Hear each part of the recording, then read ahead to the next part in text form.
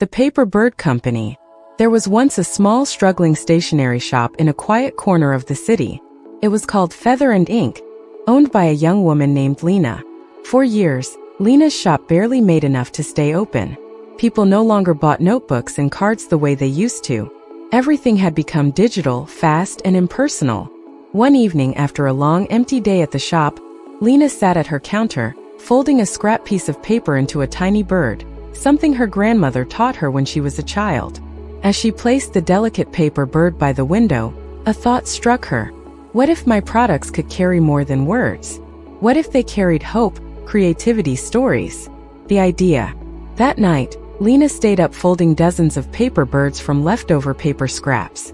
The next morning, she placed a small sign outside. Adopt a paper bird. Each one carries a secret message. First, people were curious. Some laughed. But by afternoon, strangers came in, eager to pick a paper bird and unfold the hidden words inside. Some messages said, "You're braver than you think. A new chapter is waiting for you. Small things become great with love."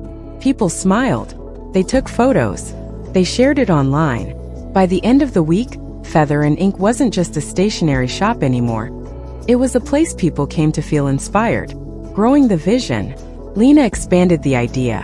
She started designing custom notebooks with hidden notes inside the pages, letter sets with hand-folded origami pieces, and creative workshops teaching people to turn ordinary paper into meaningful art. Local businesses collaborated with her for unique branding. She helped restaurants design menus that folded into fortune-telling stars. She partnered with schools to create journals for students with hidden affirmations. Feather and Ink became more than a shop. It became a community of dreamers, artists, and thinkers. The lesson. 1 year later at a business conference, Lina stood in front of a crowd and shared her story. She didn't talk about marketing trends or social media algorithms. She spoke about human connection, about how in a world chasing speed and convenience, what people really crave is something personal, thoughtful, and made with care. Her final words. Sometimes your biggest idea hides in the smallest, simplest thing. Don't be afraid to start small, even if it's just a paper bird. The audience stood in applause.